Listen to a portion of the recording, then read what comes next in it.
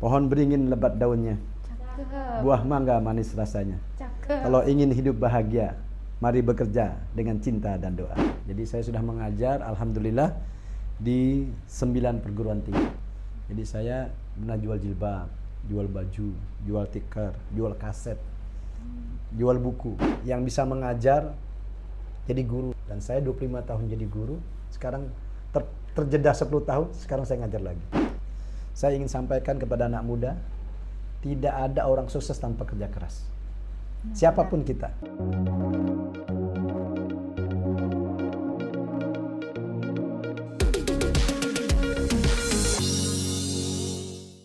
Assalamualaikum warahmatullahi wabarakatuh. Selamat malam teman-teman semua. Kembali lagi pada podcast Samarinda Design Hub yang membahas seputar Society, Design, dan Humanity. Berkolaborasi dengan Samarinda Book Party bersama saya Fitriani. Nah, malam hari ini kita akan membahas topik menarik seputar pendidikan. Tentu saya tidak sendiri, kita telah mengundang narasumber yang sangat luar biasa. Beliau adalah Bapak Haji Hadi Mulyadi. Assalamualaikum Bapak, bagaimana kabarnya? Alhamdulillah, sehat selalu. Baik Pak, untuk lebih mengenal nih teman-teman yang ada di rumah, mungkin bisa diceritakan apa saja kesibukannya saat ini? Saya Iya. pengacara. Oh, pengacara. Pengangguran banyak acara. Menarik ya guys. Nah, mungkin bisa dijelaskan sedikit Pak, diceritakan bagaimana perjalanan pendidikan Bapak. Kalau tidak salah, Bapak dulu S1 S2-nya di Unhas ya? Ya, betul. Apakah ada pengalaman mendidik di sana, lalu kemudian kembali ke Samarinda sebagai pendidik? Silakan Pak. Ini kalau diceritakan 1 jam. Yang jelas saya TK, SD, SMP sampai SMA di Samarinda. Tapi ditakdirkan Allah, saya melanjutkan program di Fakultas MIPA, Fakultas Matematika dan Ilmu Pendidikan Anak, atau Fakultas Sains dulu. Jurusan Matematika. Dan karena kita hidup dari keluarga yang pas-pasan, saya bertekad nyari tambahan biaya selama kuliah. Dan alhamdulillah di semester 5 saya diangkat menjadi asisten dosen untuk mengajar mata kuliah kalkulus di beberapa fakultas. Jadi saya pernah mengajar di farmasi, di ekonomi, di teknik sipil, di pertanian, di kelautan, di kimia. Ada beberapa jurusan. Karena setiap semester kan berganti-ganti. Dan itu pengalaman mengajar pertama, dan tentu untuk jadi asisten dosen memang tidak gampang, karena syaratnya waktu itu kalkulus 1, 2, 3, 4 tidak boleh C. Ya, karena saya berpikir ini harus kerja keras, kita merantau. Saya berusaha, alhamdulillah nilainya tidak ada yang C. Akhirnya semester 5 diangkat menjadi dosen. Dan itulah pengalaman pertama sebagai pengajar dari tahun 89. Dan saya terus mengajar sampai tahun 2014, 25 tahun. Wow, Masya Allah. Terputus 10 tahun karena jadi anggota DPR RI dan wakil gubernur. Setelah pensiun, tanda kutip, pensiun tanda kutip, saya ngajar lagi sekarang. Jadi saya sudah mengajar, alhamdulillah, di 9 perguruan tinggi. Wah, Masya Allah, keren sekali ya teman-teman. Saya ngajar di Unhas, Universitas 45, Universitas Muslim Indonesia, di Makassar 3. Balik ke Samarinda, saya ngajar di Widyagama, di STIMIK, di STIS, Politeknik, kemudian di Unmul, dan sekarang ngajar di IKIP PGRI. Tahun depan saya sudah diminta untuk ngajar di Akbar Yarsi, itu kampus ke-10. Wah, Masya Allah sekali teman-teman. Nah Pak, dengar-dengar dulu pas masih kuliah sempat jualan hijab sebagai usaha kecil-kecilan, apa itu benar Pak? Bukan hanya hijab, semua yang bisa dijual. Karena saya sudah berjanji sama orang tua saya untuk tidak membebani mereka. Jadi kita biaya yang dikirim ya secukupnya. Jadi saya pernah jual jilbab, jual baju, jual tikar, jual kaset, jual buku. Nah kalau jual buku itu saya masih ingat, saya beli buku di toko Toha Putra, itu cabang dari Semarang yang ada di Makassar. Saya ambil buku yang ada, saya temuin pimpinannya, minta diskon khusus dari yang 30 sampai 60%, bahkan ada yang 70%, tergantung bukunya dan sebagainya. Saya beli bukunya, saya bawa ke kampus. Jadi setiap 2 minggu itu bawa lagi. Dan itu lumayan buat tambahan. Sambil kuliah pun saya mengajar. Saya ngajar di bimbel dulu sana. Oh, di bimbel, Pak. Jadi bimbel, kalau adik-adik yang pernah ke Makassar tuh ada bimbel JILS ya. Jakarta Intensive Learning Course. Itu guru matematika pertamanya saya. Sekarang udah punya cabang ratusan di Sulawesi Selatan. Jadi JILS itu lembaga kursus terbesar di Sulawesi Selatan sekarang. Nah, saya guru matematika pertamanya tahun 90. Saya ngajar di bimbel. Dan yang menarik dalam hidup saya ya, yang saya syukuri itu, saya pernah jadi guru TK. Oh, guru TK. Guru SD, SMP, guru SMA. Saya ngajar di 5 bimbel, ngajar mahasiswa S1 dan S2, 9 perguruan tinggi. Masya Allah. Itu ngajarnya di Makassar atau di sana? Di Makassar 3 perguruan tinggi, di sini 9, 6 kan, berarti 9. Tahun depan berarti 10. Kalau SMA di Makassar 1, di sini 1. SMP di Makassar. Kalau SD TK waktu di Makassar. Tapi TK itu bukan ngajar TK formal. Jadi TK itu minta saya ngajarin anak-anaknya matematika. Jadi ada pelajaran tambahan matematika untuk anak TK. Wah, Masya Allah Gitu, sekali ya, ya, ini teman-teman. Nah, Pak, berbicara mengenai pendidikan nih. Ya. Melihat pengalaman Bapak sebagai pendidik, Ya. bagaimana menurut Bapak tentang pemerataan kualitas pendidikan yang ada di Kalimantan Timur? Oke. Ya. Harus kita akui memang dengan situasi demografis ya, situasi geografis di Kalimantan Timur, tidak mungkin kita dalam kondisi sekarang melakukan pemerataan seadil-adilnya. Karena daerah perbatasan, di hulu mahakam, gurunya terbatas, fasilitas terbatas, transportasi susah, pasti belum merata.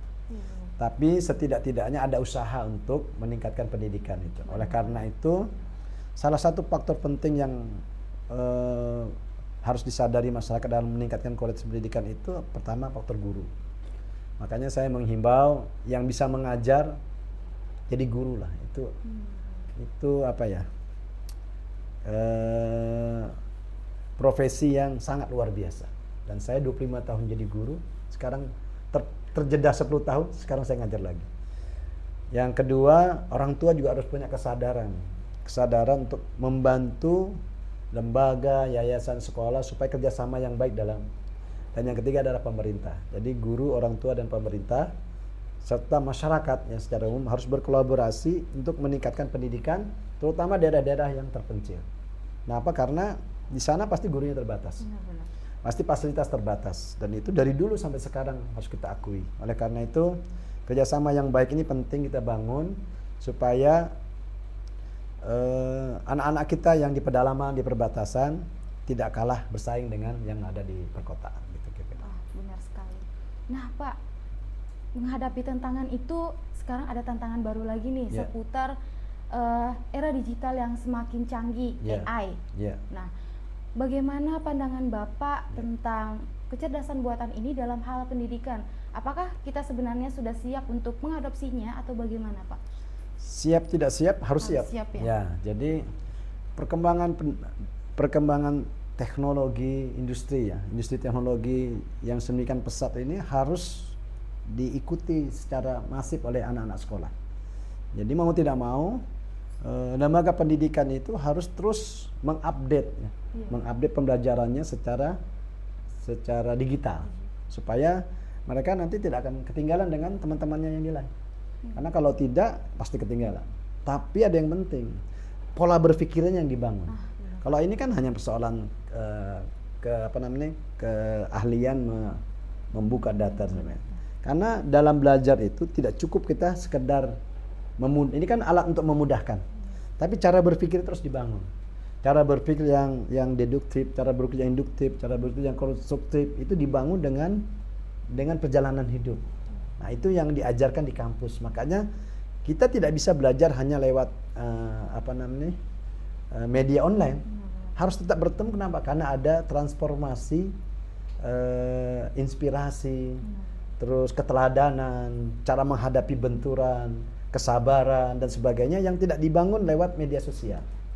Jadi tidak boleh itu sekolah ya, terutama untuk yang sekolah dasar ya, mengandalkan media sosial. Makanya harus ada tatap muka. Kenapa? Karena ada hubungan psikologis antara guru dan murid yang tidak bisa terwakili dengan media sosial.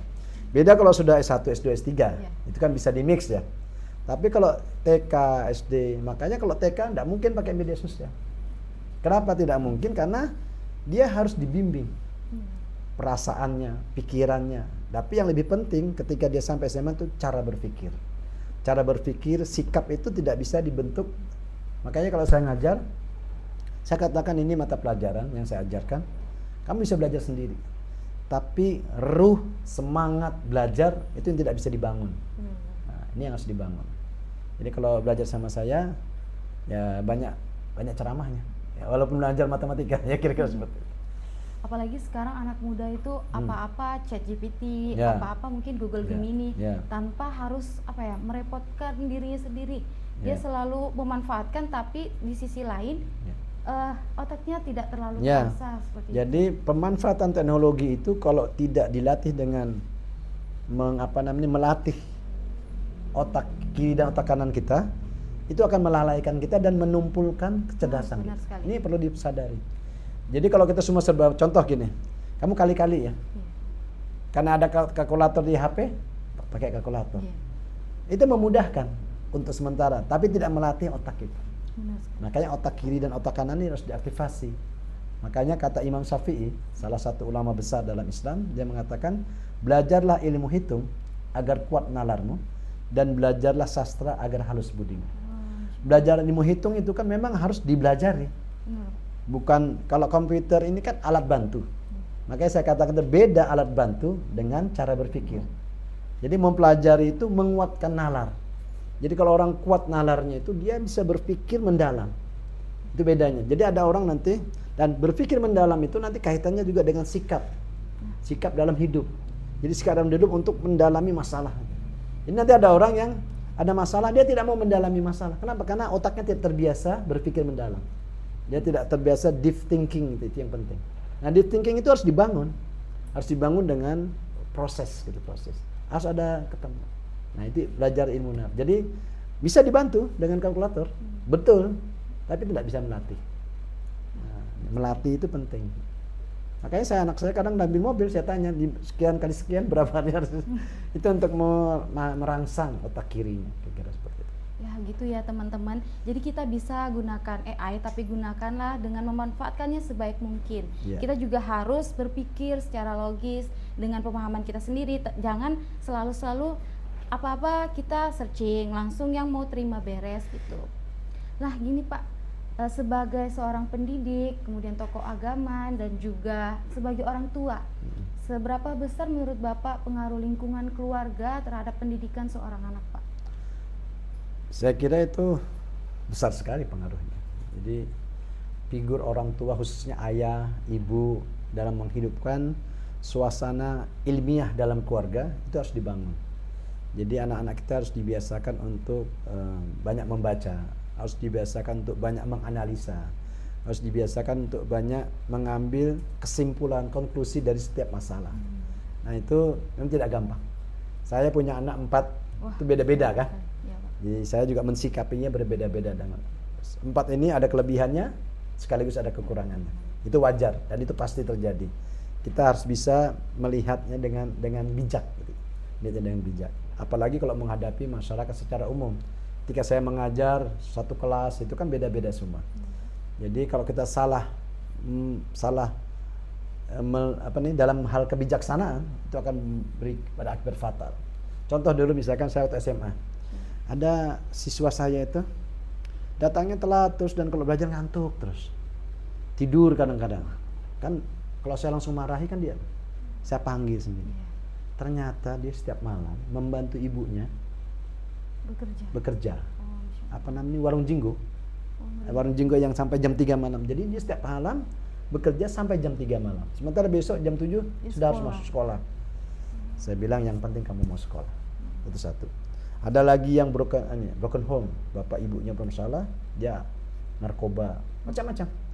Nah, sehingga dengan demikian pendidik, guru, termasuk orang tua dalam mensikapi masalah anak-anak sekolah maupun anak-anak didik kita harus bijaksana dengan cara mengetahui lebih jauh apa masalahnya.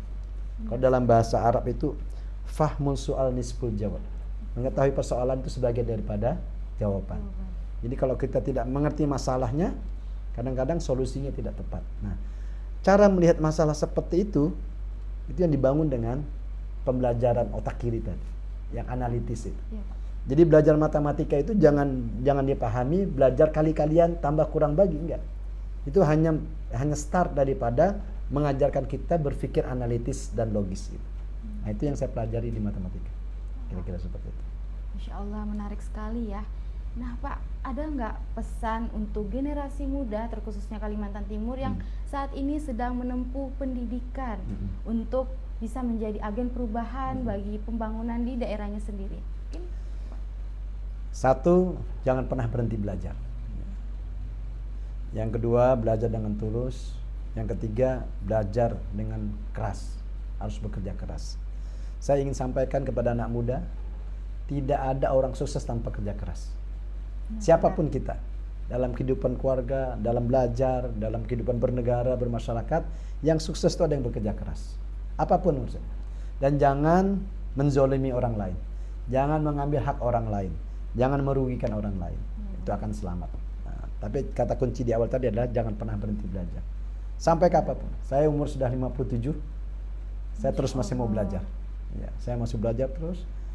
Saya belajar seni, saya belajar olahraga. Semua banyak saya pelajari. Sampai sekarang.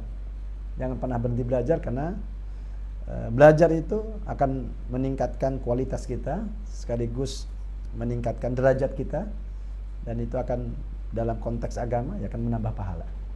Dan kita bisa mengajarkan lagi kepada orang lain. Mungkin bisa cerita sedikit lagi Pak, pengalaman Bapak dulu ketika kembali ke Samarinda sebagai pendidik itu bagaimana? Adakah kisah-kisah yang menyenangkan, menarik, dan unik mungkin untuk teman-teman di rumah? Kisah unik saya itu terlalu banyak. Gak apa-apa Pak, boleh ceritain aja. Satu hal ya, ini buat motivasi ya kepada teman-teman. Dulu waktu tahun 80-an, SMP terkenal di Samarinda itu ada 3. SMP 1, SMP 2, SMP Katolik. Jadi kalau orang masuk SMP ini, boleh dikatakan SMP top waktu itu ya. Sekarang kan banyak. Saya di SMP 1. Saya 7 bersaudara semua SMP 1. Satu kelas dulu rata-rata 40 dulu ya. Dan kita rata 10 kelas. Berarti satu paralel itu 400 orang. 400. Waktu SMP dulu namanya ulangan umum. Tapi sekarang namanya ujian nasional. Ujian apa? Ujian akhir nasional. Enggak, bukan ulangan umum aja. Ujian semester. Ya. Ujian semester. Saya satu-satunya ulangan matematika dapat 100. Wah, Masya Allah. Dari 400 siswa SMP waktu itu. Waktu SD saya ikut pelajar teladan tingkat kecamatan. Main lah, ada ceritanya kan? Iya. Iya, Pak. Di waktu pelajar teladan di tingkat kecamatan itu matematika saya 98 atau 99. Wow. Jadi saya dari SD, SMP, SMA suka matematika. Tapi ada cerita di balik itu lagi. Apa tuh Pak? Boleh diceritain ke teman-teman? Saya suka matematika karena ibu saya yang luar biasa. Doa buat ibu saya. Ibu saya itu nggak lulus SD, tapi semangatnya untuk mendidik anak-anak luar biasa. Apa kata ibu saya? Kamu semua 7 saudara harus sarjana. Jangan seperti mama, jangan seperti bapak. Ibu saya nggak lulus SD, bapak saya nggak lulus SMA. Bapak saya itu SMP aja. Tapi saya waktu SD nggak boleh main sebelum mengerjakan soal-soal matematika ibu saya. Soalnya itu 10, saya masih ingat. Tambah kali kurang bagi. Jadi 10 itu ada tambah, ada kali kurang bagi. Harus dikerjakan sebelum main. Ya dapat 100 terus. Wah, dikerjakan. Ya namanya begitu kelas 4 ibu saya kelas 1, kelas 2, kelas 3. Tapi yang menarik bukan soal tambah kali kurang baginya. Itu stimulan yang dilakukan ibu saya membuat saya suka matematika. Karena suka matematika, saya pelajar sendiri matematika. Jadi waktu SMP, kalau misalkan hari ini kita belajar bab 1 ya, bab 2. Saya dah pelajari bab 2 sebelum dosennya ngajar, sebelum guru yang ngajarkan. Jadi saya sudah ngerti, karena saya belajar sendiri. Suatu ketika guru SMP saya itu menurunkan rumus ya, saya nggak sebut namanya, dah meninggal orangnya. Waktu dia cerita itu, terus ini terhenti. Saya bilang, Pak, itu salah itu Pak. Coba kamu, saya melanjutkan. Itu ada SMP satu. Ya, memperbaiki turunan rumus yang salah itu. Maksudnya apa? Bukan saya pintar matematika. Yang saya simpulkan dari cerita tadi, ada seorang ibu yang luar biasa yang melakukan stimulasi kepada saya sehingga saya suka matematika. Nah, yang kedua, kalau kita suka itu jadi mudah. Akan terbiasa, ya, Pak, ya. jadi apapun yang kita pelajari itu harus disukai. Kalau kita suka itu jadi mudah. Tapi kalau kita tidak suka susah. Nah, jadi kata kuncinya tadi cinta. Kita cintai pelajaran, kita cintai pekerjaan, itu akan memudahkan dalam hidup kita. Dan juga ikhlas, Pak ya. Ya, Tulus tentu di menjalani dalamnya ada sesuatu. keikhlasan. Jadi cinta, ikhlas dan kerja keras. Yang tadi saya katakan jangan lupa untuk terus menuntut ilmu dalam pengertian jangan pernah berhenti belajar. Karena teknologi ini akan terus berkembang. Jadi kalau kita tidak mengikutinya, kita akan ketinggalan. Tapi tadi di satu sisi dia memudahkan, tapi cara berpikirnya harus dibangun. Nah, ini yang menurut saya tidak banyak guru yang mendesain muridnya, mendesain mahasiswanya supaya punya berpikir yang positif, yang konstruktif, yang terarah cara berpikirnya. Nah, ini penting dan saya kira itu salah satu kekurangan ya menurut penilaian saya. Guru mengajar, misalnya guru matematika, dia ngajar matematika saja. Dia tidak mengajar bagaimana sikap dari matematika itu, cara berpikir. Itu yang saya ajarkan selama ini. Saya ngajar matematika tapi saya ajarkan cara hidup, cara berpikir, cara bersikap yang harus mereka bangun untuk bekal mereka Di masa depan masa nanti ya, Pak. nanti. Itu yang paling penting. Menarik sekali teman-teman. Mungkin Pak bisa berikan closing statement untuk teman-teman di rumah tentang topik kita hari ini. Oke. Seperti apa? Saya ingin apresiasi dulu warga Samarinda. Ya. Gita Masa ke Kota Raja.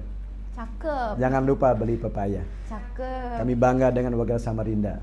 Selalu bekerja untuk bangsa dan negara. Ya. Wah, cakep. Yang kedua, Oke. pohon beringin lebat daunnya, Cakep. buah mangga manis rasanya. Cakep. Kalau ingin hidup bahagia, mari bekerja dengan cinta dan doa. Cakep. Luar biasa teman-teman. Bapak Haji Hadi Mulyadi ini juga dikenal sebagai Bapak Pantun karena dengan ciri khasnya berpantun. Ada lagi Pak? Satu Ada lagi lagi. mungkin? Ketepian bersama kekasih. Cakep. Sekian dan terima kasih. Oke, baik teman-teman, cukup sekian pembahasan podcast kita pada malam hari ini. Terima kasih Bapak Sama-sama. sudah bersedia hadir. Terima kasih. Teman-teman, terima kasih sudah menyaksikan video podcast Samarinda Design Hub dan berkolaborasi dengan Samarinda Bupati ini. Semoga pembahasan topik malam ini bisa menginspirasi teman-teman di luar sana ya Pak ya. Nah, saya Fitriani dan Bapak Haji Hadi Mulyadi pamit undur diri. Wassalamualaikum warahmatullahi wabarakatuh. Waalaikumsalam. Dan sampai jumpa di podcast berikutnya.